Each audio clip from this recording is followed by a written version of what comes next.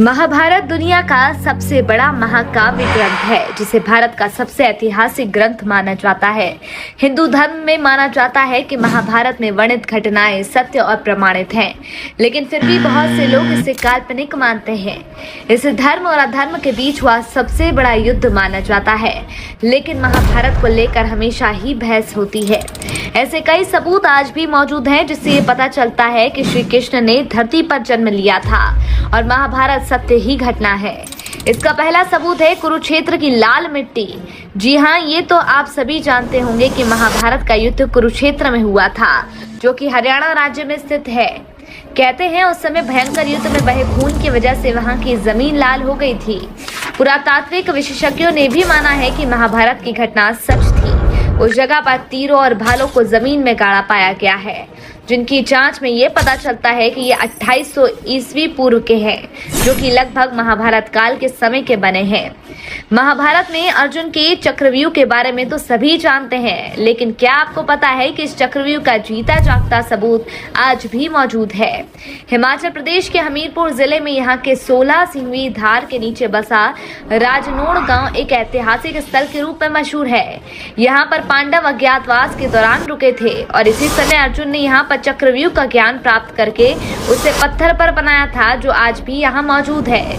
इस चक्रव्यूह को ध्यान से देखने पर पता चलता है कि अंदर जाने का रास्ता तो साफ दिखाई देता है, लेकिन बाहर आने का रास्ता पता नहीं चलता। इस जगह को पिपलू किले के नाम से जाना जाता है। महाभारत में अपने ब्रह्मास्त्र नाम के भयंकर अस्त्र के बारे में सुना होगा। यह अस्त्र ब्रह्मा द्वारा धर्म और सत्य को बनाए रखने के लिए बनाया गया था, जो कि विनाशकारी परमाणु हथियार था, जिसको केवल दूसरा ब्रह्मास्त्र ही रोक सकता था। जो इसे चलाता है वही इसे वापस लाने की क्षमता भी रखता है। रामायण में भी लक्ष्मण ने मेघनाद पर ब्रह्मास्त्र से प्रहार करने का सोचा, तो भगवान श्री राम ने ये कहकर रोक दिया कि अभी इसका प्रयोग करना सही नहीं है, क्योंकि इससे सारी लंका नष्ट हो जाएगी, कई बेकसूरों की जान चली जाएगी। ब्रह्मास्त्र बेहद खास होता था, जिस कारण महाभारत और रामायण काल में ये सिर्फ गिने चुने योद्धाओं के पास होता था। रामायण में ये अस्त्र लक्ष्मण और महाभारत से ये द्रोणाचार्य, अश्वत्थामा, श्री कृष्ण, युधिष्ठिर, कर्ण और अर्जुन के पास था। यह अस्त्र पूरी दुनिया को नष्ट करने की ताकत रखता है। अमेरिका ने जे रॉबर्ट ओपेनहाइमर को परमाणु बम बनाने को दिया, फिर इसका परीक्षण किया गया। धमाके का परिणाम बिल्कुल ब्रह्मास्त्र की तरह था। इसके बाद वैज्ञानिकों ने भी माना कि इस तरह का शस्त्र महाभारत में इस्तेमाल किया गया था।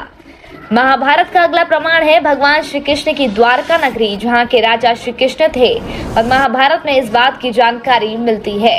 ये नगरी जल में डूब गई थी, यानी कि पूरा नगर ही पानी में समा गया था। आपको जानकर आश्चर्य होगा कि पुरातत्व विभाग को गुजरात के पास समुद्र के नीचे एक पुराना शहर मिला है, और इसके सबूतों से ये पता चलता है कि यही द्वारका नगरी है, जिसका वर्णन महाभारत में किया गया है।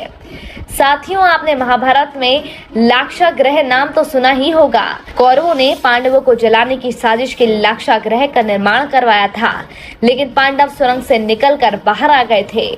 कहा जाता है कि आज भी ये सुरंग उत्तर प्रदेश के बरनावा नामक स्थान पर मौजूद है। इनके अलावा भगवत गीता, सार, अश्वत्थामा आदि कई प्रमाण हैं जो महाभारत को सत्य घटना बताते हैं।